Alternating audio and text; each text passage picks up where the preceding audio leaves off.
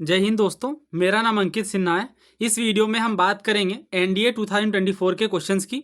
काफ़ी शानदार सवाल है। अगर आप सीडीएस या सिविल सर्विसेज के लिए प्रिपेयर कर रहे हैं या एनडीए के लिए तो डेफिनेटली बहुत ज़्यादा हेल्पफुल रहेगा आपके लिए। और ऑब्वियसली सीएपीएफ आने वाला है तो उसमें तो बिल्कुल बहुत सारे क्वेश्चन रिपीट होंगे, बहुत सारे कंसेप्ट भी रिपीट होते हैं और ये इस वीडियो में हम समझ भी लेंगे।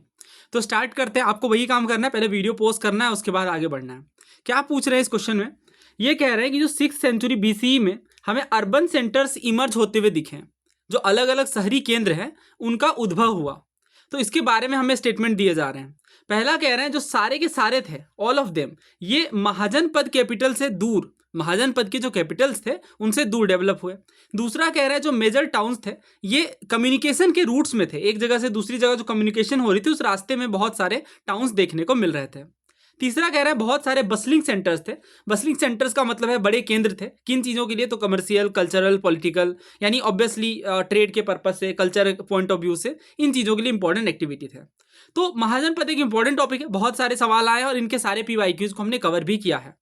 ना बात करते हैं इस क्वेश्चन के सोर्स की, तो डेफिनेटली थीम्स एनसीईआरटी से ये सवाल है, साफ तौर से आप पढ़ सकते हैं और ये मैंने कंप्लीट पढ़ाया है आपको, थीम्स इंडियन हिस्ट्री पार्ट 1 जो है। तो इसमें हमने पढ़ा है कि बहुत सारे महाजनपद की हम बात करते हैं जब, तो बहुत सारे न्यू सिटीज़ भी डेवलप करते हैं और ये जो सिटीज़ रहते हैं ये तो काफ़ी सारे महाजनपद के कैपिटल भी रहते हैं। बट सारे नहीं, मैनी हमने कहा, सारे नहीं, बहुत सारे ऐसे रहते हैं जो महाजनपद के कैपिटल नहीं रहते हैं। और जो मेजर टाउन है ये कम्युनिकेशन के रूट में देखने को मिलेंगे और इसका रीज़न भी ऑब्वियस है। जब एक जगह से दूसरी जगह कोई बात पहुंचाई जाती है किसी भी माध्यम में तो उनमें जो केंद्र मिलते हैं, शहरी केंद्र, वो डेफिनेटली एक हब बन जाते हैं एक तरीके से। जैसे एग्जाम्पल भी दिया गया यहाँ पे, पाटलिपुत्रा ये रिवेराइन रूट में था, यानी नदियों से जो रास्ते जाते हैं उनके रूट में देखने को मिला। उज्जैनी जो है ये लैंड रूट में देखने को मिला। पुहार वगैरह हमने पढ़ा है, सिविल सर्विस में क्वेश्चन भी आया है, कोस्टल सिटी के रूप में डेवलप हुआ। तो इस तरीके से काफ़ी सारे सेंटर, इवन मथुरा आप देखो तो ये बसलिंग सेंटर था कमर्शियल, कल्चरल, पॉलिटिकल एक्टिविटी का। तो ये बात बिल्कुल सही है। हाँ, बहुत सारे बसलिंग सेंटर थे जैसे मथुरा, तो थर्ड सही है। दूसरा कह रहे हैं बहुत सारे टाउन जो है कम्युनिकेशन वाले रूट में था, बिल्कुल था, बट सारे के सारे नहीं, ये तो हमने साफ पढ़ा। बहुत सारे कह रहे हैं, मेनी कह रहे हैं, ना कि ऑल। तो फर्स्ट गलत है, यानी हमारा 2 और 3 सही है। बट आपसे ये नहीं पूछा कि कौन सा स्टेटमेंट सही है, बल्कि ये पूछा कितने स्टेटमेंट सही है। तो 2 और 3 सही है, यानी 2 स्टेटमेंट सही है। तो ये आसान सवाल है, हमारी एनसीईआरटी में है, पेड लेक्चर, फ्री लेक्चर, हर लेक्चर में कवर्ड है। आगे बढ़ते हैं, इंडियन इंस्क्रिप्शन की बात करते हैं। तो इसमें क्या पूछा गया? पहला कह रहे हैं जो अर्लीस्ट इंस्क्रिप्शन देखने को मिला वो संस्कृत में था। दूसरा कह रहे हैं जो खरोष्ठी स्क्रिप्ट है जो कि इंस्क्रिप्शन में यूज हुआ है नॉर्थ वेस्ट में, ये इंडो ग्रीक कोइंस की मदद से डिसाइफर किया गया। तीसरा कह रहे हैं जो ज़्यादातर इंस्क्रिप्शन है ये ग्रैंड यूनिक इवेंट को तो मेंशन करते हैं, लेकिन जो रोज़मर्रा के जो कृषि वाली गतिविधियां हैं उनका उल्लेख नहीं करते हैं। तो समझते हैं इस क्वेश्चन को भी। ये भी मैंने आपको पढ़ाया है, थीम्स एनसीईआरटी का ही पार्ट है। सवाल ये है कि हम अभिलेखों की बात करते हैं, काफ़ी सारे राजाओं ने पत्थरों में अपनी बातें लिखवाई, तो हम उन्हें कैसे पढ़ते हैं? तो इनमें जनरली जो हमें ब्राह्मी स्क्रिप्ट देखने को मिला इनिशियली। बहुत सारे जो स्क्रिप्ट है ये ब्राह्मी में लिखे गए। अब ब्राह्मी जो है ये अशोक के इंस्क्रिप्शन में भी एक्सटेंसिवली यूज किया गया। अशोक के जो अभिलेख हैं ज़्यादातर अभिलेख ब्राह्मी में देखने को मिले। तो सवाल ये है कि स्कॉलर्स ने ईयरली इंस्क्रिप्शन की जब स्टडी करी तो क्या पाया? तो जो भी हमारे हिस्टोरियंस थे, आर्कियोलॉजिस्ट थे, उन्होंने जब पढ़ने की कोशिश करी अभिलेखों को तो उनको लगा कि ये संस्कृत भाषा में होने चाहिए। बट जो ईयरलीस्ट इंस्क्रिप्शन थे वो प्राकृत में देखने को मिले और बहुत सारा एफर्ट्स लगा, बहुत लंबे समय की मेहनत लगी और फाइनली 1837-38 में जेम्स प्रिंसेप नाम के व्यक्ति ने अशोक के अभिलेखों को पढ़ने में हासिल एक तरीके से एक मेजर इवेंट देखने को मिला जब 1837 में डिसाइफर कर लिया गया अशोक के अभिलेखों को जेम्स प्रिंसेप के द्वारा। तो पहले व्यक्ति कौन थे जिन्होंने अशोक के अभिलेखों को पढ़ा? तो जेम्स प्रिंसेप। बहुत बार पूछा गया, सिविल सर्विस में डायरेक्ट पूछा गया। और आपको पता होगा हमने इंस्क्रिप्शन पर सेपरेट वीडियो कवर करी, आई थिंक 60-70 सवाल है और वो चैनल पे ही मिल जाएगा रिसेंट में ही, आई थिंक इसी या लास्ट मंथ में। खैर आगे बात करते हैं खरोष्ठी स्क्रिप्ट की। तो खरोष्ठी स्क्रिप्ट कैसे पढ़े गए? तो 2 मेजर स्क्रिप्ट देखने को मिले, एक तो आपकी ब्राह्मी और दूसरी खरोष्ठी। खरोष्ठी क्या थी? तो जो नॉर्थ वेस्टर्न पार्ट है ना इंडिया का, जैसे पाकिस्तान और बाकी क्षेत्र ये वाले रीजन्स मेजरली, तो इनमें आपको जनरली खरोष्ठी देखने को मिला और खरोष्ठी राइट टू लेफ्ट जो है वो लिखी जाती है। जो कोइंस आप देखोगे इंडो ग्रीक राजाओं के, इंडो ग्रीक किंग्स मतलब जो ग्रीस से आए और जो इस इंडो ग्रीक वाले जो किंग्स कहलाते हैं वो उन्हें कहते हैं जो ग्रीस से आए और इसके बाद इंडियन सब कॉन्टिनेंट में बस गए। तो उनके जो कॉइन्स हैं, उन्होंने काफ़ी सारा कॉइन्स इशू करा था, तो उनके जो कॉइन्स हैं उन्होंने खरोष्ठी भाषा को पढ़ने में काफ़ी सहूलियत प्रदान करी, क्योंकि ये जो सिक्के हैं, ये जो कॉइन्स हैं जो कि इंडो ग्रीक्स के द्वारा इशू किए गए, इनमें राजाओं का नाम ग्रीक और खरोष्ठी में देखने को मिला, तो इससे थोड़ी आसानी प्राप्त हुई इन चीज़ों को पढ़ने में। जैसे कुछ एग्जाम्पल भी दिया गया, जो ए का सिंबल है ये आपको अपोलोडस लिखने में भी मिल जाएगा और इसी तरीके से और भी स्क्रिप्ट में देखने को मिल जाएगा। तो अब इस क्वेश्चन को करते हैं। तो देखिए इन्होंने क्या कहा, अर्लीस्ट इंस्क्रिप्शन संस्कृत में था। नहीं, ये बात गलत है ना, अभी हमने पढ़ा कि संस्कृत में नहीं बल्कि ये देखिए संस्कृत में नहीं बल्कि प्राकृत में देखने को मिला असल में, तो फर्स्ट तो गलत है। दूसरा कह रहा है खरोष्ठीय स्क्रिप्ट जो कि इंस्क्रिप्शन में यूज हुआ ये इंडो ग्रीक कोइंस की मदद काफी ली गई, हाँ बिल्कुल सही बात है। तीसरा कह रहे हैं ज्यादातर इंस्क्रिप्ट ग्रैंड यूनिक इवेंट को तो दर्शाता है बट रूटीन एग्रीकल्चर को नहीं दिखाता। इसी चैप्टर में आप आगे पढ़ोगे तो इन्होंने बताया है कि ऐसा नहीं है कि सब कुछ ही इंस्क्रिप्शन में लिखा जाए, और ये पॉसिबल भी नहीं था। फॉर एग्जांपल आप देखो तो जो रूटीन के एग्रीकल्चरल प्रैक्टिसेस थे, यानी जो रोजमर्रा के जीवन में एग्रीकल्चरल काम किए जा रहे थे, और या फिर जो जॉयज और सोरो थे डेली एग्जिस्टेंस के, ये चीज़ तो इंस्क्रिप्शन में नहीं देखने को मिलती है। Which focus more often than not, यानी अक्सर on grand unique event, grand unique event को ज़्यादातर इंस्क्रिप्शन में लिखा गया है। और ये बात समझ भी आती है, राइट, कि ऐसा क्यों किया गया होगा, क्योंकि जो इंपॉर्टेंट निर्देश दिए जा रहे थे अशोक के द्वारा, क्योंकि उन्होंने सबसे ज़्यादा यूज करा इंस्क्रिप्शन का, या फिर बाकी राजाओं के द्वारा भी, तो वो जनरली इन्हें इंस्क्रिप्शन में लिखा जाता था, but day to day life वाला लिखना भी उतना पॉसिबल नहीं होता था। तो ये पहला तो गलत है, और ये बात आई थिंक बिल्कुल सही है। Most of the inscription mention grand unique event and routine agriculture practice do not find mention, ये भी बिल्कुल सही है। तो आंसर इसका ऑप्शन बी होगा। नेक्स्ट क्वेश्चन की ओर बात करते हैं। अब ये क्वेश्चन थोड़ा वर्ल्ड हिस्ट्री का पार्ट है, बट इस क्वेश्चन को मैंने इसलिए लिया है बिकॉज यूपीएससी सिविल सर्विसेज में, सीडीएस में कई बार ये ट्रेंड पूछा गया है कि 19th सेंचुरी में, 18th सेंचुरी में इंडिया किस तरीके से ब्रिटेन से ट्रेड कर रहा था, क्या एक्सपोर्ट बेस्ड था, इंपोर्ट बेस्ड था, किन चीज़ों को ज़्यादा इंपोर्ट कर रहा था या एक्सपोर्ट कर रहा था। ये ट्रेंड आपसे बहुत बार पूछा गया है और हमने कवर भी कई बार किया है, तो आप इस क्वेश्चन को पहले सॉल्व करिए। तो देखिए क्या कह रहा है। पहला कह रहा है ब्रिटिश ट्रेड सरप्लस। अच्छा, मैं इसे पहले समझा ही देता हूँ क्योंकि दोबारा हम इस क्वेश्चन पे आएंगे ना। हाँ, तो ये आपकी एनसीईआरटी बुक में है। तो ये जो है the making of a global world, ये जो चैप्टर है चैप्टर 4, इससे भी काफ़ी सारे सवाल आए। इसके अलावा जो आपकी किंग्स फार्मर्स एंड टाउन है, उनसे भी 2-3 सवाल एक ही चैप्टर से आ गए। तो ये जो क्लास 10 की बुक है, इसमें सबसे पहले उन्होंने सिल्क रूट के बारे में बताया और यहाँ से भी क्वेश्चन बना है इसी पेपर में, ठीक है।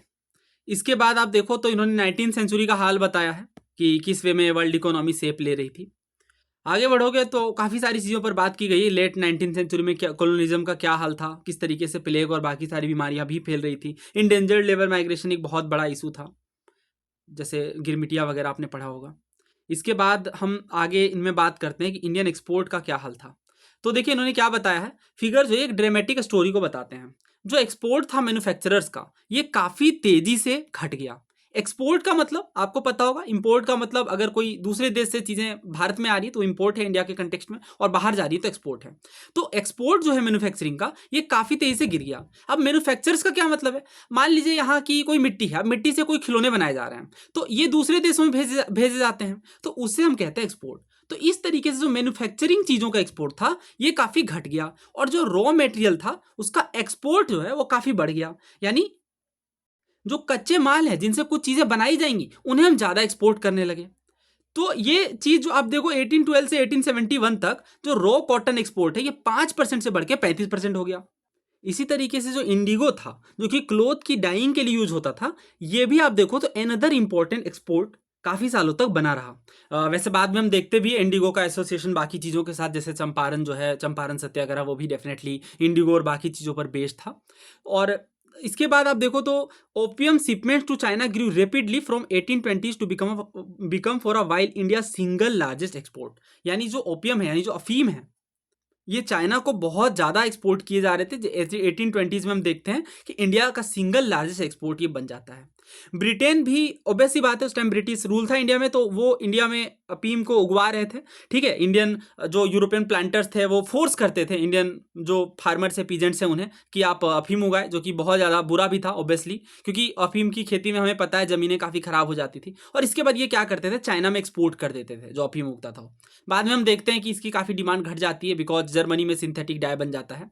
और इसके बाद जो मनी ये कमाते थे ब्रिटिश एम्पायर, वो क्या करते थे, उनसे बाकी चीज़ों चीज़ों के एक्सपेंसेस को, जैसे टी वगैरह को, और जो चाइना से जो दूसरी चीज़ें मंगा रहे हैं उनको फाइनेंस करने में इस पैसे का यूज करते थे। 19वीं सेंचुरी में हम क्या देखते हैं कि British manufacturer flooded the Indian market, यानी ब्रिटेन से जो चीजें बन करके आ रही थी वो भारतीय मार्केट को पूरे तरीके से भर देती हैं। Food grains, raw materials, exports from India to Britain and the rest of the world increase. लेकिन जो वैल्यू थी ब्रिटिश एक्सपोर्ट की भारत में, जो भारत आ रहे हैं, भारत से जो जा रहे हैं, values of British export to India, वो ज्यादा देखने को मिली value of British import from India. That means Britain ने एक्सपोर्ट ज्यादा करा, इंपोर्ट कम करा, तो उन्हें क्या हो गया, फायदा हो गया, ट्रेड सरप्लस हो गया। ऑब्वियस सी बात है। कोई भी एग्जांपल ले लेते हैं, मान लीजिए $100 का जो इन्होंने है वो एक्सपोर्ट करा, ठीक है, और इंपोर्ट कितना करा, मात्र $50 का, तो $50 तो फायदा हो गया ना ब्रिटेन को, तो ट्रेड सरप्लस हो गया। तो ये भी चीज देखने को मिल रही थी। इसे डीप में समझ लीजिए, आई नो थोड़ा टाइम लग रहा है बट ये बहुत इंपॉर्टेंट है। इसके बाद आप देखो तो ये जो एक्स्ट्रा इन्होंने इनकम कमाई, जो ट्रेड सरप्लस हुआ, इसका क्या यूज करा इन्होंने, तो ब्रिटेन का बैलेंस डेफिसिट के लिए इंडिया ने क्रूशियल रोल को प्ले करा, क्योंकि ब्रिटेन के जो भी घाटे चल रहे थे वो इनसे मेकअप हो गए। अब ये क्वेश्चन करिएगा, बहुत आसान हो जाएगा। तो देखिए इन्होंने क्या कहा, ब्रिटिश का ट्रेड सरप्लस का क्या मतलब है कि जो वैल्यू है ब्रिटिश एक्सपोर्ट का ये ज्यादा था ब्रिटिश इंपोर्ट के मुकाबले। एक्सपोर्ट इन्होंने ज्यादा करा, मतलब ज्यादा सामान भारत भेजे, ज्यादा सामान लेने की बजाय, ठीक है, तो इसका मतलब क्या हो गया, ट्रेड सरप्लस हो गया। पहली बात बिल्कुल सही है। दूसरा कह रहे हैं इंडिया ने एक क्रूशियल रोल को प्ले करा लेट 19वीं सेंचुरी में, क्योंकि ब्रिटेन को काफी मदद मिली अपने जो उनके घाटे हो रहे थे बाकी देशों के साथ उसे मेकअप करने में, क्योंकि जो वैल्यू थी एक्सपोर्ट की वो ज्यादा देखने को मिली इंपोर्ट के मुकाबले। तीसरा कह रहा है कि ब्रिटेन ने अफीम ग्रो करा इंडिया में और चाइना को एक्सपोर्ट करा, और इस तरीके से हम देखते हैं 1820s में जो अफीम है ये इंडिया का सिंगल लार्जेस्ट एक्सपोर्ट बन जाता है। ऑब्वियसली इंडिया से बाहर जा रहा है, ऑब्वियसली चाइना के पास, ठीक है, तो ये बात भी सही है। चौथा कह रहे हैं 19वीं सेंचुरी में हम देखते हैं जो एक्सपोर्ट है ये घट गया है और मैन्युफैक्चर्ड गुड का जो एक्सपोर्ट है ये बढ़ गया है। तो इसे आप ऐसे सोचिए कि इंडियन का जो रॉ मटेरियल है इसका एक्सपोर्ट घटा, और मैन्युफैक्चरिंग गुड यानी इंडिया में जो सामान बनाए जा रहे हैं उसे हम ज्यादा एक्सपोर्ट करने लगे। ये बात तो गलत है ना, अभी तो हमने देखा। और ये आप देखो ब्रिटिशर्स ने किस तरीके से हमारे हैंडीक्राफ्ट इंडस्ट्री को बर्बाद किया था, क्योंकि जो एक्सपोर्ट हम कर रहे हैं वो काफ़ी ज़्यादा करने लग रहे हैं, और इसका रीज़न भी है, बहुत सारे रीजंस हैं जो ब्रिटिशर्स ने एक तरीके से कंपेल करा, और इंडिया से जो चीज़ें बन रही हैं वो कम भेजे जा रहे हैं बाहर, पहली चीज़। दूसरी चीज़ तो ये कि इंडिया के जो रॉ मटेरियल्स है वो ज़्यादा एक्सपोर्ट किए जा रहे हैं। तो बहुत सारे फैक्टर्स हैं, ठीक है, फोर्थ गलत है, बाकी के सही है, तो आंसर डी होना चाहिए। ये क्वेश्चन बहुत यूनिक, डिफरेंट, डिफिकल्ट जो भी आप कह सकते हो। ईयरली इंडिया में कौन कौन से वर्ड यूज किए गए और उनका क्या मतलब था, यानी कीवर्ड पे बेस्ड सवाल है। मुहूर्त, रक्तिका, अंगुल और पद। तो ये जो 4 वर्ड है, अगर आप थोड़ा आइडिया लगा पाओ, जैसे एक पद है तो पद का मतलब पैर भी होता है, जैसे जनपद में हम देखते हैं ना, जनता के पास जहाँ है यानी वो एरिया कहलाता है जनपद, उससे महाजनपद बनता है, जो बड़े वाले जनपद होते हैं।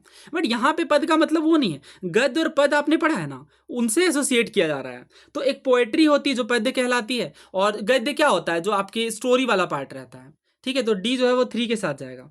बाकी अगर आप देखो मुहूर्त, तो मुहूर्त जैसे हम कहते हैं ना शुभ मुहूर्त, मुहूर्त का मतलब समय होता है, समय को मापने के लिए मुहूर्त का यूज करते हैं, और शुभ मुहूर्त मतलब एक अच्छा समय जिनमें हम अपने अच्छे कामों को शुरू करते हैं। तो ए तो 2 के साथ जाएगा, जो कि दोनों में है। एक है रक्तिका और दूसरा है अंगुल, ये 2 बच जा रहे हैं।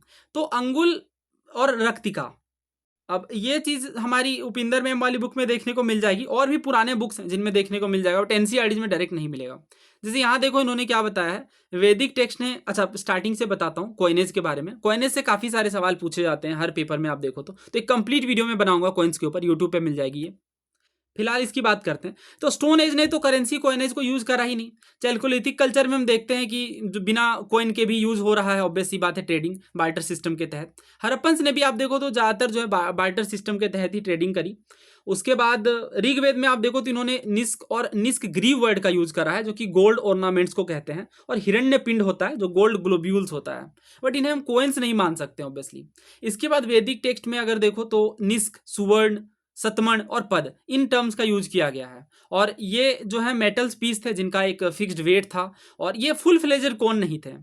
अर्लीस्ट डेफिनिट लिटरेरी और आर्कियोलॉजिकल एविडेंस क्या बताते हैं, ये बताते हैं कि काफ़ी सारे ट्रेड उस टाइम पे एक्सपैंड करने लगे। और बुद्धिस्ट टेक्स्ट या अष्टाध्यायी की बात करो तो इन्होंने और भी वर्ड्स यूज किए हैं, जैसे कहपण है, करसापण जिसे कहते हैं, उसके बाद निस्क है, फिर सतमण है, पद है, उसके बाद विमसतिका है, त्रिनसतिका है और सुवर्ण है। ये सब कॉइन्स हैं, ठीक है, ध्यान रखिएगा, किसी भी टर्म को लेकर के सिविल सर्विस में क्वेश्चन बन सकता है। इसके बाद एक गुंजा बेरी होती है, वो समझाता हूँ, ये भी बेसिक यूनिट था। ये देखिए, ये वाला, इसे रत्ती कहते हैं। तो साउथ इंडिया में आप देखो तो कॉइन्स का स्टैंडर्ड वेट क्या था, वो दो तरीके के बीन्स होते थे, दाने होते थे, उनका यूज किया जाता था। एक होता था मंजाड़ी और दूसरा कलंजू। तो इस तरीके से आप देखोगे। एक एक चीज और बतानी थी, हाँ ये देखो, ये जो गुंजा बेरी है ये भी बेसिक यूनिट था इंडियन कॉइन्स का। तो गुंजा बेरी इसे हम रत्ती कहते हैं, ठीक है, रत्ती। एक रत्ती भी तुम्हें नहीं दी जाएगी, आपने सुना होगा, ये यहीं से आया है वर्ड। तो रत्ती का मतलब क्या है, छोटा हिस्सा जो कॉइनेज सिस्टम के रूप में यूज हो रहा है, ठीक है, ये रत्ती के दाने हैं। तो रत्ती या रक्तिका कह सकते हो आप। तो ये जो रक्तिका है ये तो वेट का मेजर है, ठीक है। और मुहूर्त समय का, वैसे मुहूर्त से आप दो ऑप्शन तो एलिमिनेट कर लेते इजिली। उसके बाद अंगुल, तो अंगुल यानी अंगुली यानी फिंगर्स, फिंगर से लेंथ की मेजरिंग की जाती थी किसी वे में, तो वो भी एक पार्ट है। और पद तो मैंने बता दिया, पोएट्री वाला पार्ट है। तो आई थिंक आंसर इसका ए होना चाहिए। ये सारी चीजें मैंने पीडीएफ में लगा दी, आप पढ़ सकते हैं। आगे देखिए क्या पूछ रहे हैं। भारतीय इतिहास में शासकों के नाम और चित्रयुक्त प्रथम सिक्के किसके द्वारा जारी किए गए, यानी पहली बार जो कॉइन्स हैं इसमें रूलर का नेम और फोटो, ये दोनों चीजें किन राजा के द्वारा इशू किए गए हैं कॉइन्स में। मौर्य, पुष्यभूति, गुप्त या इंडो ग्रीक्स। तो ये भी हमारी एनसीईआरटी से है और वही जो चैप्टर है उसी से सारे सवाल है, ज्यादातर 3-4 सवाल।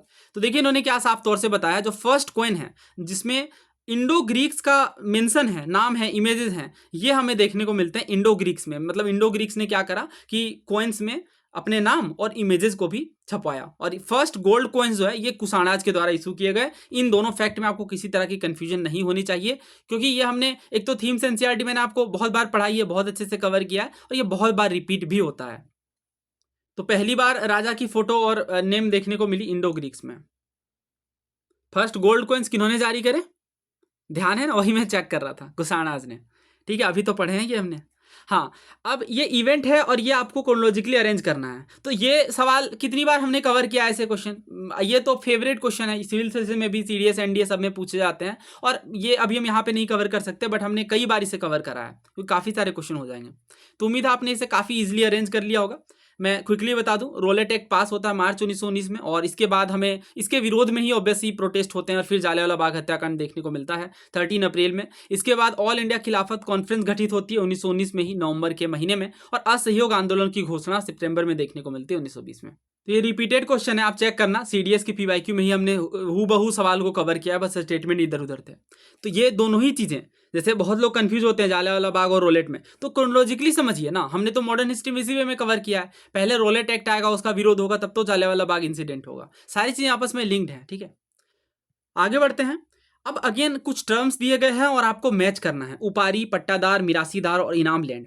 इससे आगे बढ़ने से पहले ये क्वेश्चन देखिएगा, इसमें भी इन्होंने इनाम लैंड, जागीर लैंड, मौजा लैंड, खालिसा लैंड, इसके बारे में पूछा यूपीएससी ने। इसके बाद आप देखो तो इन्होंने उपारी वर्ड डायरेक्टली 2-2 बार पूछा, और भी कई बार पूछा है यूपीएससी ने ही, सीडीएस वगैरह के पेपर में। इसके बाद ये क्वेश्चन पूछा गया आपके सिविल सर्विस में, जिसमें मिरासीदार के बारे में पूछा गया है। तो दैट मीन्स टर्म्स ये सारे इंपॉर्टेंट है, तो इसे हम समझ लेते हैं। वैसे कई बार हमने कवर भी किया, क्योंकि ऑब्वियसली मैंने सीडीएस की एनालिसिस करवाई ही है।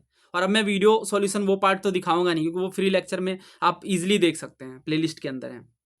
तो उपारी का मतलब क्या है देखिए, तो इसमें इन्होंने पूछा था उपारी शब्द क्या बताता है।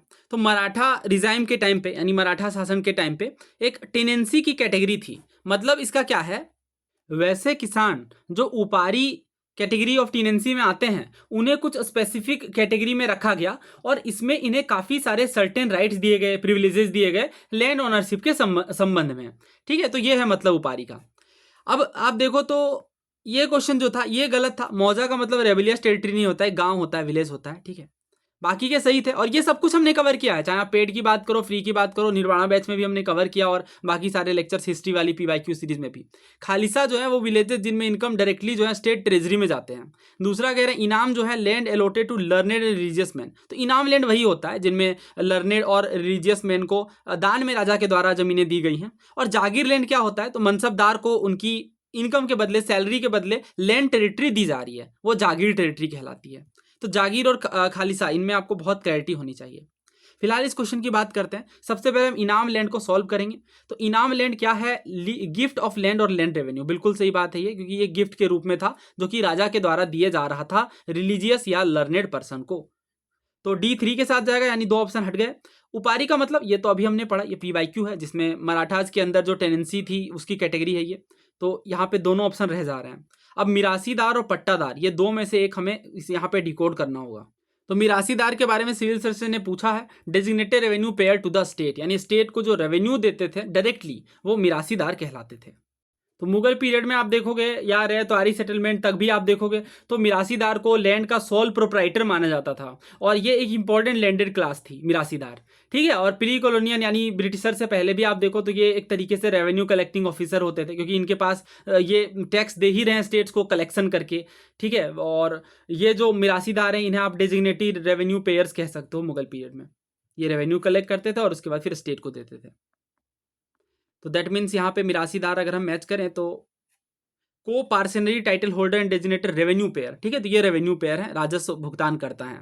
तो सी जाएगा 4 के साथ और एक ही आंसर बचता है ऑप्शन ए। इनाम लैंड तो हमने कवर कर ही लिया। और पट्टादार कौन होते हैं? तो peasants directly responsible for the payment of revenue. तो एक व्यक्ति जो पट्टा को होल्ड करता है वो पट्टादार कहलाता है। और पट्टादार का मतलब क्या है? जो पट्टा लैंड को ओन करते हैं वो पट्टादार कहलाते हैं। तो बेसिकली जो स्टेट है उनके द्वारा इशू किया जाता था पट्टादार। सिविल सर्विस में क्वेश्चन भी पूछा गया है, द गवर्नमेंट गेव पट्टा टू द रेयतवारी सेटलमेंट पर क्वेश्चन आया था 2012 में उस टाइम पे, ठीक है। तो ध्यान रखिएगा जो डायरेक्टली रिस्पॉन्सिबल है पेमेंट के लिए गवर्नमेंट, क्योंकि पट्टा देती थी रोड्स को जो पट्टादार होते थे। इसके बाद 2001 में भी सिविल सर्विस में क्वेश्चन आया कि 1893 में जो जमींदार हैं उन्हें जमींदार के द्वारा पट्टा जारी किए जाते थे किसानों को। तो पूछा जाता था इसका ऑफिशियल कारण क्या है? इसका ऑफिशियल कारण था कि ताकि एक तरीके से जमींदार पर ऑफिशियल चेक लगा सके कि वो किस तरीके से टैक्सेस ले रहे हैं। बिकॉज ऑब्वियस सी बात है परमानेंट सेटलमेंट के अंदर आप देखो तो अगर वो किसान जो है उनसे टैक्स लिए जा रहे हैं बट ब्रिटिशर्स तक पहुंचा ही नहीं जा रहे हैं, तो इस चीज़ पर चेक लगाने के लिए ब्रिटिशर्स ने जमींदारों को कहा कि आप जिस भी किसान से टैक्स ले रहे हैं उन्हें एक पट्टा जारी करिए ताकि सब कुछ ऑफिशियल तरीके से रिकॉर्ड हो सके। विजयनगर एम्पायर से सवाल तो आना ही है, तो आया ही है। तो पूछ रहे हैं कृष्णदेव राय जी के अभियानों के बारे में। पहला कह रहे हैं कि ईयरली ईयर्स में उनके राइन के दौरान ये ओडिशा के रूलर्स के अगेंस्ट मार्च करते हैं। दूसरा कह रहे हैं 1520 में क्या होता है कि जो रायचूर दोआब है वहाँ से फोर्ट को ये कैप्चर करते हैं और ये इस्माइल आदिल खान के अंडर रहता है ये उस टाइम पे। तीसरा कह रहे हैं कृष्णदेव राय जी रिस्टोर करते हैं सुल्तान महमूद शाह को पावर में और यवन राज्य स्थापनाचार्य का टाइटल लेते हैं। तो ये हमने एक्सटेंसिवली अपने पेड बैच में कवर करा है विजयनगर किंगडम के बारे में। तो जिसमें हमने ये पढ़ा था साफ तौर से कि जब हम कृष्णदेव राय जी की बात करते हैं तो ये वन ऑफ द सबसे ग्रेटेस्ट रूलर है विजयनगर एम्पायर के। इन्हें आंध्र भोज के नाम से भी जाना जाता है। इन्होंने रायचूर दोआब को इन्वेड करा और आदिल शाही जो फोर्सेस थे उन्हें कंप्लीटली सेटल कर दिया। इसके बाद ये रायचूर में भी 1520 में अटैक करते हैं। इसके बाद ये बहमनी सुल्तान को रिस्टोर कर देते हैं मोहम्मद शाह के अंतर्गत। और इसके बाद कृष्णदेव राय जी खुद यवन राज्य स्थापनाचार्य का टाइटल लेते हैं। यवन राज्य की स्थापना इन्होंने करी, इस वे में आई थिंक ये नाम है। और कृष्णदेव राय जी का ओडिशा कैंपेन भी बहुत सक्सेसफुल था जिसमें इन्होंने गजपति रूलर प्रताप रुद्र को हराया था क्योंकि वो ओडिशा के रूलर थे। तो ये भी ध्यान रखिएगा गजपति रूलर के बारे में भी सिविल सर्विस में क्वेश्चन आया है। तो यहाँ पे ऑलमोस्ट सारी चीज़ें सही है, तो इसका आंसर सी है। तो देखिए ये चीज़ एनसीईआरटी में डायरेक्टली नहीं है इसलिए हमने इसे एनसीईआरटी के थ्रू नहीं कवर करा था, बट पेड बैच में ऑब्वियसली काफ़ी सारी एक्स्ट्रा चीज़ें भी कवर करनी पड़ती हैं। तो इसे हमने अपने बैच में काफ़ी डिटेल्ड वे में कवर किया है। बट यूट्यूब पे भी मैं विजयनगर एम्पायर का एक लेक्चर लेकर के आऊँगा फॉर श्योर, और इसमें सारे PYQs को भी कवर करेंगे। वैसे जो विजयनगर एम्पायर के सवाल आते हैं एनसीईआरटी के थीम्स एनसीईआरटी के, वो थीम्स एनसीईआरटी वाली लेक्चर से आप कवर कर सकते हैं। वहाँ भी हमने काफ़ी सारे क्वेश्चन कवर किए हैं विजयनगर एम्पायर के ऊपर। अब आगे बढ़ते हैं और इबन बतूता के जो उन्होंने मेंशन करा पोस्टल सिस्टम के बारे में, उसके फीचर्स के बारे में ये पूछ रहे हैं। तो ये चीज़ NDA 2022 में इन्होंने पूछा था, ठीक है। और इसके बाद मैंने एक क्वेश्चन भी पोस्ट करा था अपने टेलीग्राम चैनल पर 2022 में ही, ठीक है। ये क्वेश्चन था तो पोस्ट था, इसमें मैंने 3 स्टेटमेंट बनाए थे और तीनों काफ़ी टफ बनाए थे और तीनों ही गलत थे। करेक्ट वाला मैंने पूछा था। पोस्टल सिस्टम जो है इबन बतूता के टाइम पे 2 तरीके के थे, यानी जो हॉर्स से पोस्ट भेजे जा रहे थे वो दावा कहला रहे थे और फूट वाला उल्लूक। ये बात गलत मैंने लिखी थी, असल में जो फूट पोस्ट है वो दावा था और हॉर्स पोस्ट उल्लूक था। उसके बाद मैंने 2 और स्टेटमेंट बनाए। टेवर्नियर एक फ्रेंच डॉक्टर थे, नहीं बर्नियर थे, ठीक है। और ट्रेवर्नियर जो है वो ज्वेलर थे, यानी सेकंड और थर्ड को मैंने इंटरचेंज कर दिया था, जो कि ज़्यादातर सवाल में देखने को मिलते हैं। तो इसका तीनों ही गलत है, यानी नॉन होता आंसर। ये सवाल तो खैर आसान था। इसमें इन्होंने पूछा था उल्लूक और दावा का मेंशन किन्होंने करा है। हॉर्स पोस्ट होता है उल्लूक और फूट पोस्ट जो होता है वो होता है दावा। तो ये इबन बतूता ने करा था। तो इसमें अगर आप देखो ये टफ क्वेश्चन है क्योंकि इसमें जो स्टेटमेंट दिए गए हैं वो 2-3 तो खैर ठीक है आसान है, बट कुछ टफ है, लेकिन एलिमिनेशन वर्क कर रहा है। पहला कह रहे हैं हॉर्स पोस्ट उलूक है जो कि हर 4 माइल के डिस्टेंस में है। तो देख लेते हैं एनसीईआरटी क्या कहती है। तो एनसीईआरटी में आप देखो तो इन्होंने बताया इवन बतूता किस तरीके से पोस्टल सिस्टम को डिफाइन करते हैं। इन्होंने कहा घोड़े से जो पोस्ट भेजे जा रहे थे उसे हम उल्लू कह रहे थे, और ये रॉयल हॉर्सेस मेंटेन किए जा रहे थे। हर 4 माइल के दौरान एक रॉयल हॉर्स रखा जा रहा था इस पोस्ट को भेजने के लिए। इसके बाद फूट पोस्ट भी था, जो 1 माइल में 3 स्टेशन देखने को मिल रहे थे फूट पोस्ट के। 1 मील में 3 स्टेशन थे फूट पोस्ट के लिए। इसके बाद आप देखो तो इन्होंने और भी चीज़ें बताई हैं, जैसे इन्होंने लिखा है हर 3rd माइल में एक वेल पॉपुलेटेड विलेज भी होता था। इसके बाद पेवेलियंस भी उनमें देखने को मिलते थे। इनमें रोड इनके पास होते थे, लेंथ वगैरह को मेजर करने के लिए कॉपर बेल्स होते थे। जब कुरियर स्टार्ट होता था शहर से तो वो लेटर को एक हाथ में पकड़ते थे और रोड को और बेल को, जिसमें बेल लगी हुई है उस रोड को पहुंचते हुए बहुत तेजी से वो भागते थे, जितनी तेजी से वो भाग सके। और जब उस पेवेलियन में जो आदमी होता था वो सुनता था कि हाँ घंटी की आवाज़ आ रही है, क्योंकि वो रोड और अपने साथ वो बेल लेकर के आ रहे हैं, तो इसके बाद उन्हें पता चल जाता था हाँ कुरियर आ गया है, तो फिर कुरियर उनके पास पहुंचता था और इस तरीके से चीज़ें आगे बढ़ती थी। फिर अगले दावा तक वो पहुंचता था। तो दावा फूट पोस्ट है, ठीक है। इसके बाद आप देखो तो ये जो फूट पोस्ट है ये काफ़ी क्विकर था, तो यही मैंने इमेज लगाई है, इंसान ज़्यादा फास्ट दौड़ रहा है घोड़े के मुकाबले। देखिए इसका रीज़न क्या था ना, इसका रीज़न आप देखो तो 3 माइल में आपके 1 माइल में 3 पोस्ट हैं, फूट पोस्ट हैं, तो इस कारण से ये ज़्यादा फास्ट था। फूट पोस्ट क्विकर था हॉर्स पोस्ट के मुकाबले। तो ऐसे मत सोचना घोड़े तेजी से दौड़ रहे हैं तो वो ज़्यादा फास्ट जो है वो पहुंचाएंगे। तो इब्न बतूता ने लिखा है कि फुट पोस्ट जो है ये ज़्यादा क्विकर था हॉर्स पोस्ट के मुकाबले। और खुरासन वगैरह से जो फल आते थे वो भारत पहुंचते थे फुट पोस्ट के ही मुकाबले, फुट पोस्ट के ही तहत। तो अब इस क्वेश्चन को करते हैं। तो फुट पोस्ट जो है ये एक रिंगिंग बेल लेकर चलते थे। हाँ, एक रोड होती थी उसमें एक बेल लगी होती थी ताकि वो जब तेजी से भागे तो बाकी लोग सुन पाए, खास तौर से कुरियर वाले। तो फर्स्ट तो सही है। हॉर्स पोस्ट उल्लू कहलाता था और ये हर 4 माइल में देखने को मिलता था। ये तो स्टेटमेंट यहीं से फॉर्म्ड है, distance of every 4 mile, her 4 mile में ये देखने को मिलता था। तो आई थिंक ये दोनों तो सही है। तीसरा कह रहा है फुट पोस्ट जिसे हम दावा कह रहे हैं वो उनमें एक स्टेशन होते थे और हर 4 कोस की डिस्टेंस में होते थे। तो ये बात तो गलत है ना। अभी तो हमने पढ़ा कि जो दावा है, जो फुट पोस्ट है ये ज़्यादा क्विकर था। और ये आप देखो तो इन्होंने साफ तौर से लिखा है कि फुट पोस्ट जो है ये 3 स्टेशन पर माइल, यानी 1 मील में 3 स्टेशन देखने को मिल रहे थे, यानी 1/3 ऑफ माइल में एक स्टेशन था। ठीक है। तो इन्होंने ये जो कह दिया है कि फुट पोस्ट में 1 स्टेशन था हर 4 कोस में, ये तो काफ़ी ज़्यादा दूर हो गया। ठीक है, तो गलत है तीसरा। तो 2 ऑप्शन एलिमिनेट हो जा रहे हैं। Foot post is quicker than horse post, ये तो सही है, हमने पढ़ा। तो ए होना चाहिए मेरे ख्याल में, ऑप्शन ए सही है। तो आपके जो बुक्स हैं, लिटरेचर है, उनसे सवाल आते हैं, बट काफ़ी बार बहुत टफ क्वेश्चन आते हैं। जैसे ये क्वेश्चन काफ़ी टफ है। इन्होंने पूछा है कि चक्रपाणि दत्ता के द्वारा 11वीं शताब्दी में कौन सी कॉमेंट्री लिखी गई जो कि सुश्रुत संहिता पर आधारित थी। तो सुश्रुत संहिता सुश्रुत जी के द्वारा लिखी गई, जिसमें सर्जरी वगैरह के बारे में डिटेल में डिस्कशन है। इस क्वेश्चन की हम बात करें तो ये काफ़ी आपको रिसर्च करने के बाद भी इंटरनेट में मिलेगा, बहुत मुश्किल से। भानुमति की अगर हम बात करें तो ये कमेंट्री है जो कि चक्रपाणि दत्ता जी के द्वारा लिखी गई है, सुश्रुत संहिता पर आधारित है, जिसे हम सुश्रुत परितिका भी कहते हैं, सुश्रुत परितिका। ठीक है, और ये मोनुमेंटल वर्क था चक्रपाणि जी के द्वारा। तो ये हमारे बनारस संस्कृत कॉलेज की लाइब्रेरी में एग्जिस्ट करता था, बट एक ब्रिटिशर्स ने इंग्लैंड ले गए और उसके बाद इसके बारे में हमें आइडिया नहीं है। तो भानुमति में रिच इन्फॉर्मेशन दी गई है एनाटॉमिकल नॉलेज के बारे में। तो इसका आंसर जो है ऑप्शन बी भानुमति। और ऐसे क्वेश्चन चेंज नहीं करने हैं आपको। तो इसमें सारी बुक्स के बारे में बताया गया है चक्रपाणि दत्ता जी के, बट इतना पढ़ पाना काफ़ी मुश्किल है ऑब्वियसली, सारी चीज़ें प्रिपेयर कर पाना। बट फिर भी सीडीएस के सवालों के बाद ये सवाल बहुत राहत दे रहे हैं। 1-2 सवाल को छोड़ करके ऑलमोस्ट डुएबल हैं, इजी टू मॉडरेट में फॉल कर रहे हैं। ये सवाल भी कई बार पूछा गया है, मॉडर्न हिस्ट्री का बहुत ज़्यादा रिपीटेड क्वेश्चन है, जिनमें आपसे अलग अलग एसोसिएशन पूछे जाते हैं और उनके फाउंडर का नाम दिया जा रहा है। ये वीमेन एसोसिएशन पर आधारित सवाल है और ये आपको स्पेक्ट्रम में डायरेक्टली कवर्ड मिल जाएगा और भी स्टैंडर्ड सोर्सेज में। विमेंस इंडियाज एसोसिएशन ऑफ 1917, ये मार्गरेट कजन जी के द्वारा। दूसरा कह रहे हैं national council of women in India for 1925, ये सरला देवी चौधरानी जी के द्वारा। तीसरा कह रहे हैं भारत स्त्री महामंडल, ये लेडी मेहरबाई टाटा जी के द्वारा। तो देखिए यहाँ पे जो भारत स्त्री महामंडल है ये सरला देवी चौधरानी जी इनके फाउंडर है, 1910 का ये है।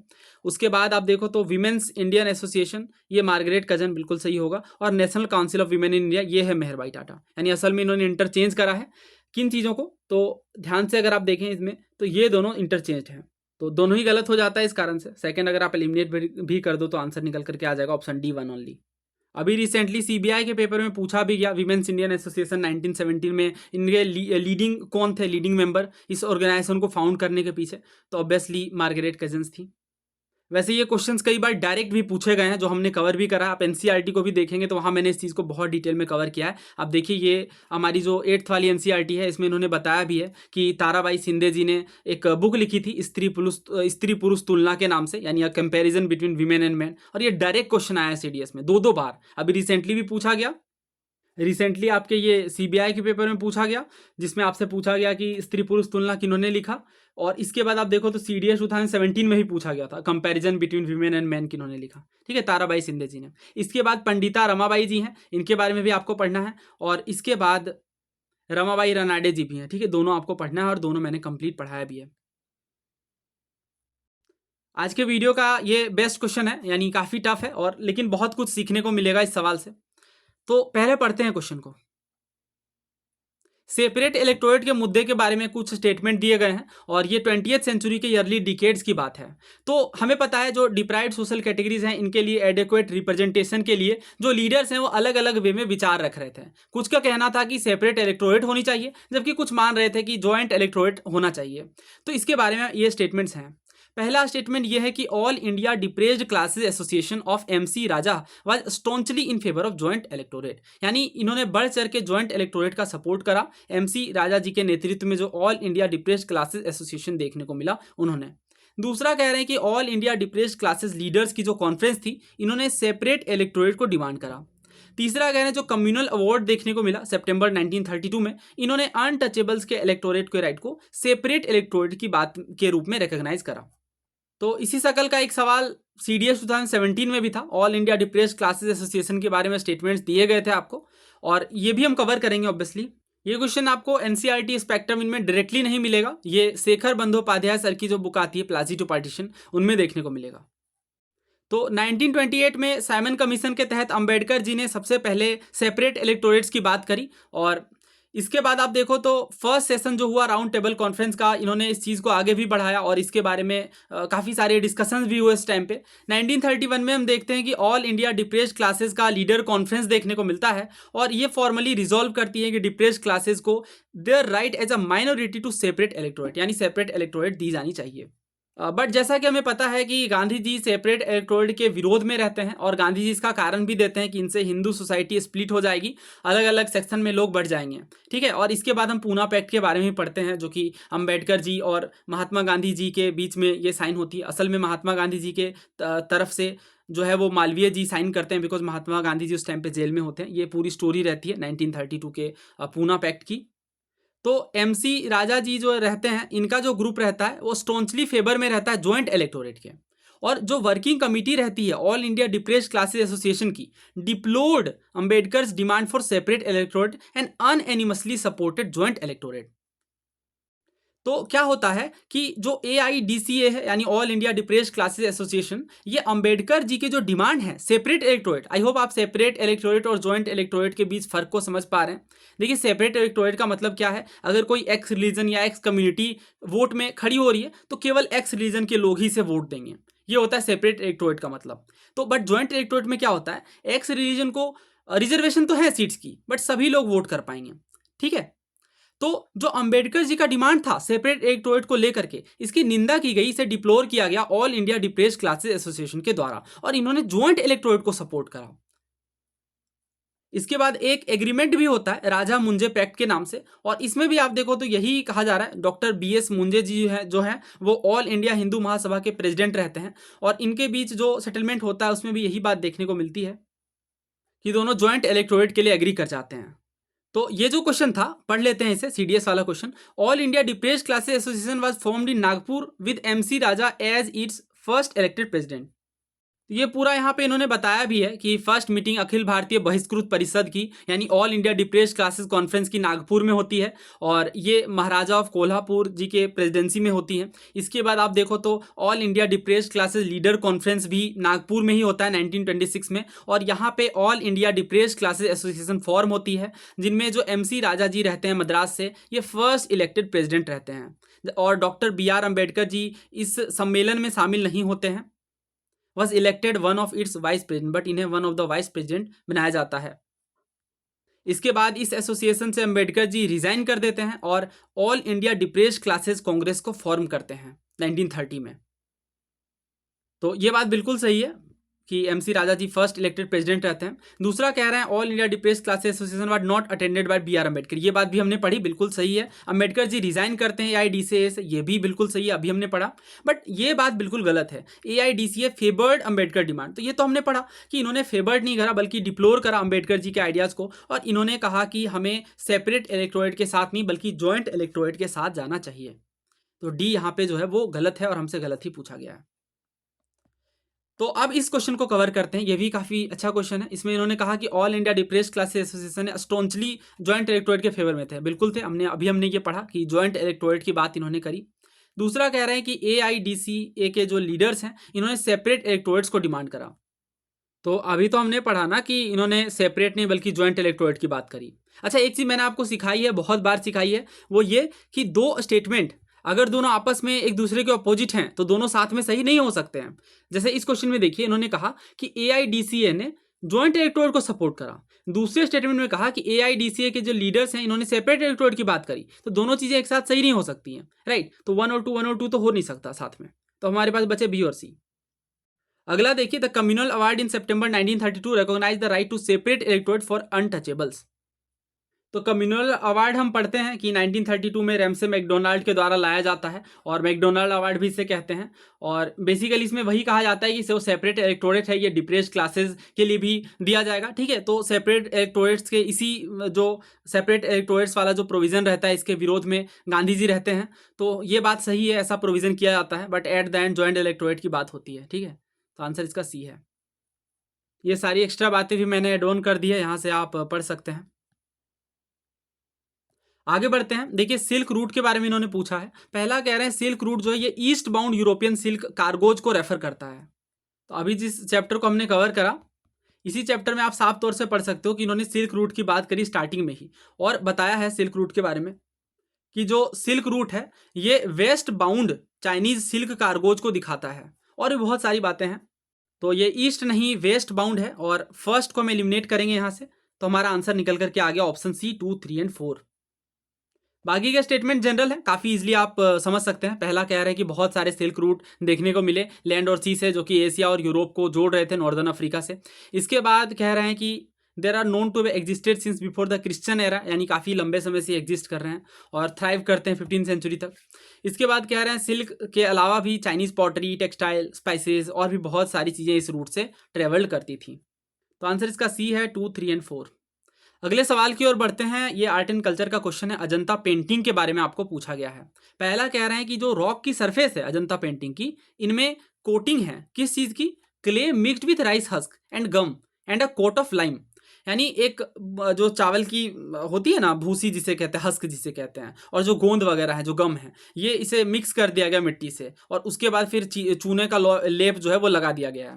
पहला कह रहे हैं जो आउटलाइन ड्रॉइंग है was done first on the lime coating and colors were added subsequently, यानी पहले क्या हुआ है, चूना का लेप लगाया गया है और इसके बाद उसमें कलर्स यूज किए गए हैं। तो ये चीज़ आप NIOS वाली बुक में पढ़ोगे, वैसे ये तो फाइन आर्ट्स में भी है बट ये लाइन बाय लाइन चीज़ें नहीं मिलेंगी। तो जो फर्स्ट कोटिंग है वॉल की वो clay mixed with rice husk, cattle dung and gum, ठीक है। तो यहाँ से हम पढ़ सकते हैं इसे। दूसरा कह रहे हैं जो आउटलाइन ड्राइंग है ये डार्क ब्राउन में या ब्लैक में है and subsequently coloured and tones were added, ठीक है। तो दोनों बातें बिल्कुल सही है, कलर्स वगैरह ऐड किए गए हैं सब्सिक्वेंटली। तो आंसर इसका सी है बोथ। दोस्तों बहुत सारे मैसेजेस आ रहे हैं ऑनगोइंग बैचेस के लिए। तो देखिए जो निर्वाणा बैच है ये पॉलिटी और ज्योग्राफी को कवर करती है, हिस्ट्री के लिए सेपरेट बैच है, और अभी हमने रिसेंटली CDS और CAPF एस्पिरेंट्स के लिए सूरवीर बैच लॉन्च करा है। इसमें सारे सब्जेक्ट कवर हो रहे हैं, ठीक है, CAPF को टारगेट करते हुए। तो ज़्यादा जानकारी के लिए आप कॉन्टैक्ट कर सकते हैं, नंबर्स आपको प्रोवाइडेड हैं। थैंक यू वेरी मच, जय हिंद।